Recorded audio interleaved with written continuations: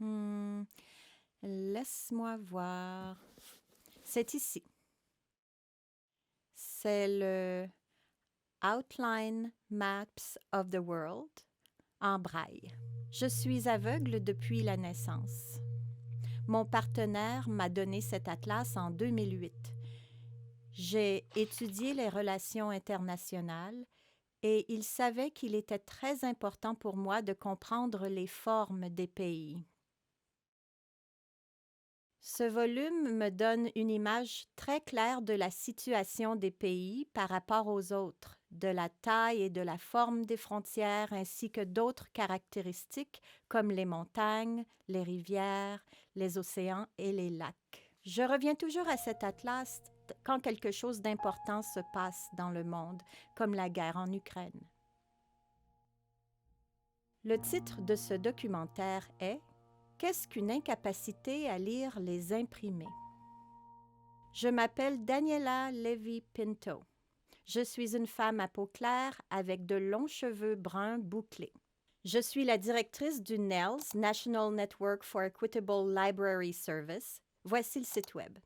Le NNELS, tout comme le CAEB, Centre d'accès équitable aux bibliothèques, sont des organisations canadiennes à but non lucratif financées par l'État qui offrent des services de lecture accessibles à quelques 3 millions de personnes au Canada qui sont incapables de lire les imprimés. La loi sur le droit d'auteur au Canada définit l'incapacité de lire les imprimés ou les déficiences perceptuelles. Selon la loi, une déficience perceptuelle est une déficience qui empêche ou inhibit une personne de lire ou d'entendre une œuvre littéraire, musicale, dramatique ou artistique dans son format original. Je laisse mon lecteur d'écran terminer la définition.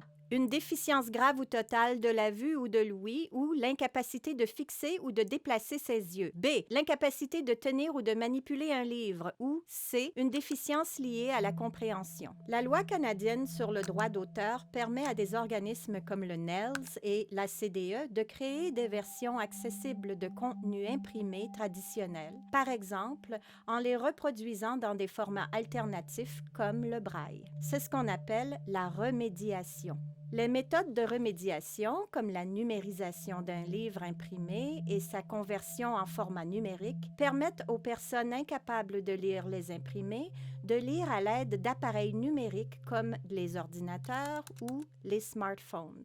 Mais ça peut être un processus coûteux et lourd qui nécessite des compétences et des outils spécialisés. Voici mon magnifique chien guide, Angelo, qui prend une pause vautrée à côté de mon bureau. C'est un croisement de labrador jaune et de golden retriever qui m'aide à me déplacer. Les technologies d'assistance comme ma machine à écrire en braille, les lecteurs d'écran et les formats comme l'audio m'aident à lire, mais elles ne résolvent pas tout le problème de l'accès pour les personnes incapables de lire les imprimés. Voici Mélissa Castillo. J'aime beaucoup l'expression « incapacité de lire les imprimés », surtout parce que, en français aussi, nous n'avons pas un grand mot pour désigner l'incapacité de lire les imprimés. Mais je pense que ce mot permet de contextualiser le handicap, c'est-à-dire que ce n'est pas la personne, mais l'environnement et la forme spécifique de l'imprimé qui handicapent certaines personnes. Mélissa Castillo est étudiante en sciences politiques et en études des femmes à l'Université du Québec à Montréal. Je suis dyslexique et dysgraphique, ce qui signifie que j'ai un trouble d'apprentissage très spécifique à la lecture et à l'écriture. Je suis une femme à peau claire, aux cheveux bruns et je porte un chandail à col roulé noir.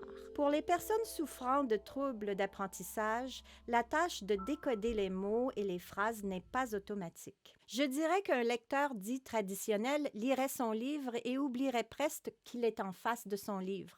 À l'inverse, lire en tant que dyslexique, c'est un peu comme si vous deviez réfléchir à chaque pas que vous faites pour pouvoir marcher. Quelqu'un qui a automatisé la technique de la marche n'a pas besoin de réfléchir dans sa tête. La tâche se fait presque toute seule et ils ont l'énergie pour penser à autre chose. Mélissa est une intellectuelle et une érudite. Pour elle, suivre ses lectures peut être épuisant. Si vous devez travailler 2 fois plus que la plupart des gens à l'école et suivre comme un programme normal, ça signifie que vous allez devoir réduire votre activité sociale. Vous allez devoir réduire votre sommeil. Et puis surtout si vous êtes dans un milieu universitaire et que ça signifie que vous devez faire ça pendant une longue période de temps. Et je pense peut-être faire un doctorat. Je ne peux pas avoir cette mentalité qui consiste à se précipiter, à se fatiguer parce que j'ai besoin de faire ça sur une longue période. Je suis une chercheuse. Dans mon travail d'écrivain, je dois creuser dans beaucoup de documents. Voici Tanisha Samuel. Et donc, c'est mieux pour moi d'utiliser des matériaux numériques afin d'obtenir les informations dont j'ai besoin pour faire mon travail. Tanisha est un écrivain, un enseignant et un activiste. Elle est également consultante en matière d'équité, de diversité et d'inclusion. Je m'identifie comme une personne handicapée, malvoyante, malentendante, folle, queer, trans, non-binaire, noire. Et je fais beaucoup de travail dans cet espace. Les personnes incapables de lire les imprimés, comme Tanisha, savent qu'il existe une grande quantité de contenu imprimé, des documents qu'elles peuvent vouloir ou même dont elles ont besoin. Mais elles ne peuvent souvent même pas y accéder, car une grande partie est inaccessible. Oh, c'est tellement frustrant. Vous savez, chaque fois que je rencontre quelque chose dont je sais qu'il va être exactement ce dont j'ai besoin pour un projet particulier, je me sens complètement bloquée dans l'accès à la connaissance, dans l'accès à ce qui est important pour moi, pour mon travail. Je trouve des formats qui sont accessibles. Mais par exemple, j'ai comme 5 textes à lire et j'en trouve un en livre audio, j'en trouve un autre en EPUB, un autre en PDF et puis un autre en version imprimée. Voici Melissa Castillo. Même si j'en trouve d'accessibles, le fait que je doive utiliser 5 plateformes différentes pour lire mon livre est en soi assez exigeant. Je me dis que je devrais peut-être continuer, mais il faut une sorte d'écosystème accessible et une certaine cohérence parce que ça rend les choses difficiles. Dans un écosystème de lecture équitable, comme le dit Melissa, tous les éléments, du livre original à chaque maillon de la chaîne de distribution, y compris les bibliothèques, les librairies électroniques, les sites web et les applications de lecture, devraient être conçus en tenant compte de l'accessibilité.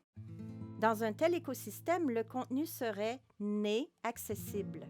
Ça permettrait à tous les lecteurs, quelle que soit leur capacité, de choisir la technologie et les paramètres personnalisés qui correspondent le mieux à leurs besoins de lecture.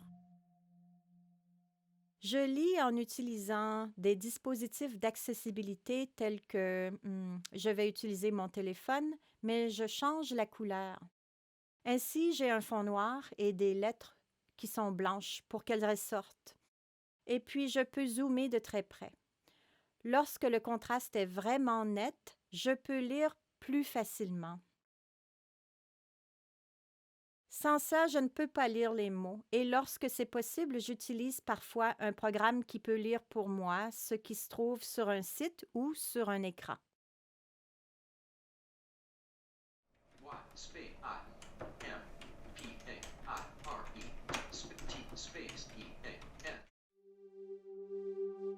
Je m'appelle Ingrid Palmer. Je suis une femme noire, mère de 3 enfants, grand-mère d'un enfant, militante pour la justice sociale et je suis malvoyante. Les obstacles à l'impression sont très frustrants. Pour les personnes comme Ingrid, trouver des documents accessibles peut être très valorisant. C'est vraiment excitant. Vous savez, c'est quelque chose que vous voulez, que vous pouvez avoir et que vous pouvez gérer par vous-même. C'est juste libérateur. C'est un jour heureux. C'est quelque chose qui t'excite et ça fait vraiment beaucoup de bien. Ça peut vraiment améliorer votre journée. Les personnes incapables de lire les imprimés comme Ingrid et Tanisha ont un message pour les créateurs de contenu. Je les encouragerais à créer du contenu qui peut être transféré dans plusieurs formats. De l'audio à, disons, PDF, en passant par des variantes de langage. Peut-être en réduisant au minimum le langage académique, juste pour les personnes ayant, vous savez, des styles d'apprentissage différents. Ayez l'esprit ouvert quant à la façon dont vous souhaitez transmettre votre message. Ça peut être fait de tellement de façons différentes. Voici Shiza Amir. J'ai de longs cheveux noirs, ondulés et des yeux ronds et noirs. Je suis actuellement souriante. Je suis étudiante à Humber dans le programme Community Integration Through Cooperative Education. Le CICE est conçu pour les personnes ayant une déficience intellectuelle afin de donner aux étudiants la possibilité d'aller au collège. Le monde de l'édition inclusive doit répondre aux besoins des personnes ayant des capacités cognitives diverses, comme la poétesse Shiza Amir. Comment considérons-nous le handicap? Il est de notre responsabilité de nous défendre, voir que nos capacités et nos aptitudes sont infinies, nos possibilités. S'efforcer d'être la meilleure version de nous-mêmes. Nous créons notre héritage. Il y a tellement de façons de rendre le contenu accessible, mais il existe aussi de nombreux types de barrières, comme celles créées par les inégalités politiques et économiques. En tant que bibliothécaire autochtone, je peux vous dire qu'il existe des obstacles au sein des bibliothèques. Les bibliothèques sont par nature coloniales. Elles peuvent être des institutions intimidantes pour ceux qui n'ont pas grandi dans ces bibliothèques. Je pense que c'est une barrière énorme.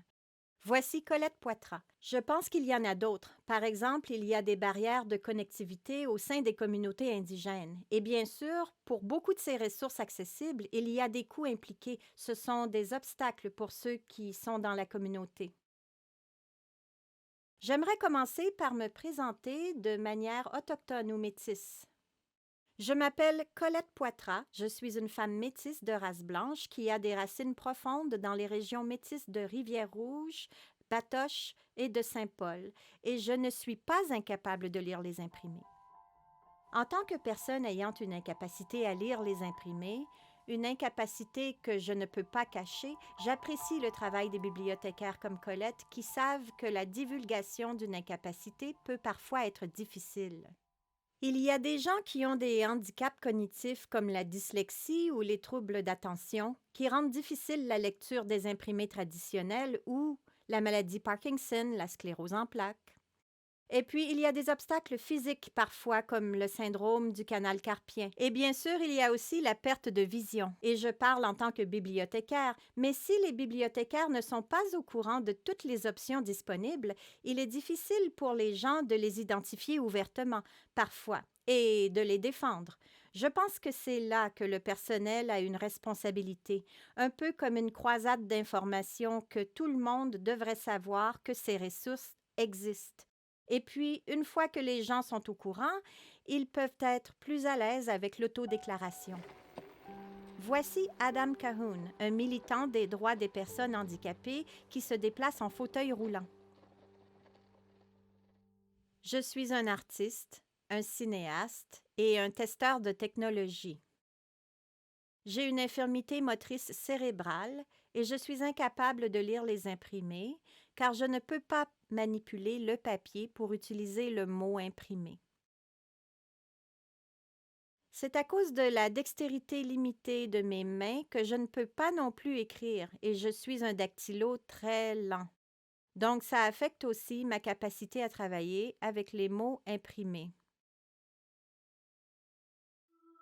Adam a vécu avec des obstacles pendant la majeure partie de sa vie. Malgré ça, l'idée de l'incapacité à lire les imprimés était nouvelle pour lui. Et ce n'est que lorsque j'ai participé à un groupe de discussion avant la pandémie sur l'incapacité à lire les imprimés que j'ai appris qu'elle était considérée comme un handicap distinct et que j'avais des droits en vertu de l'APFO pour demander cet aménagement.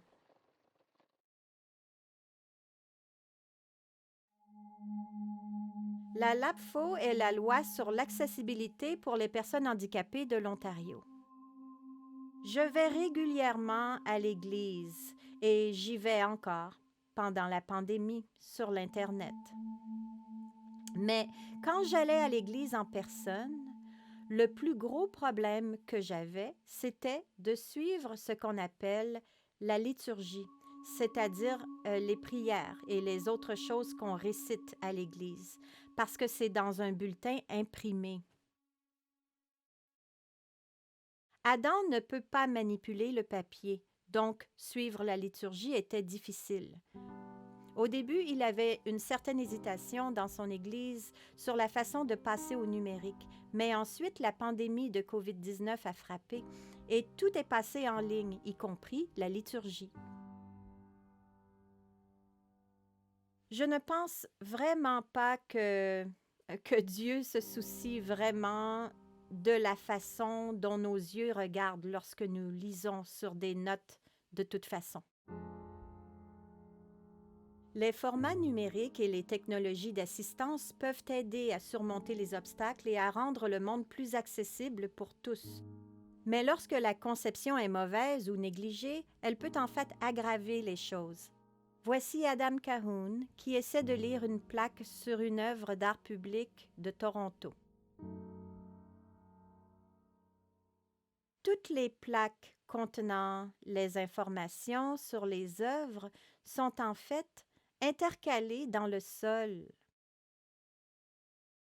ce qui rend la lecture plus difficile pour quelqu'un comme moi. Et je ne saurais pas vraiment où les trouver si je ne les cherchais pas délibérément.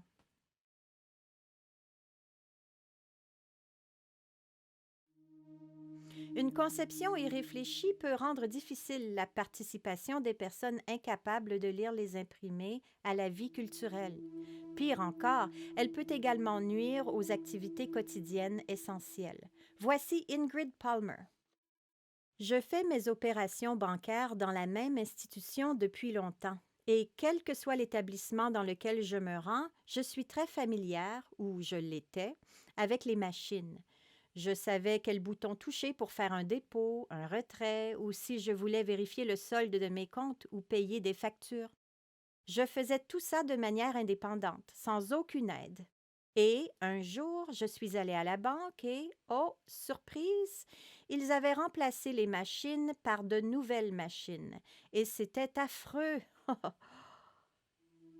La couleur, le contraste, la disposition, tout avait changé.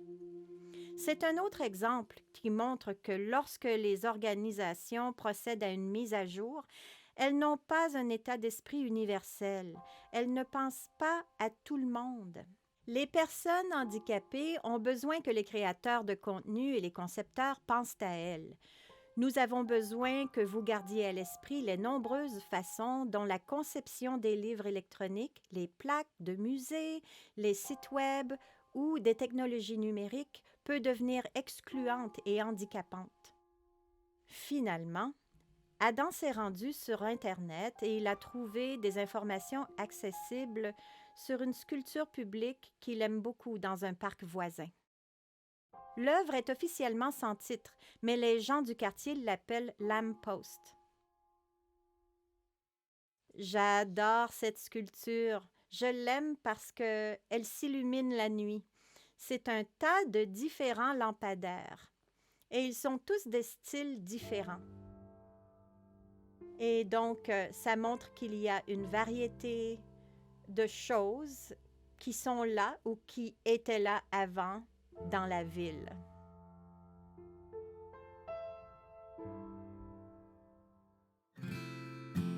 C'est de cette variété, des diverses manières dont les gens accèdent aux documents imprimés que les créateurs de contenu doivent être conscients. Nous voulons que vous fassiez en sorte que le contenu soit accessible afin que nous ayons la liberté de travailler, de voyager et de nous amuser, tout comme je le fais avec Angelo pendant nos pauses. Et parce que nous voulons et nous avons le droit de participer pleinement à la vie de nos communautés.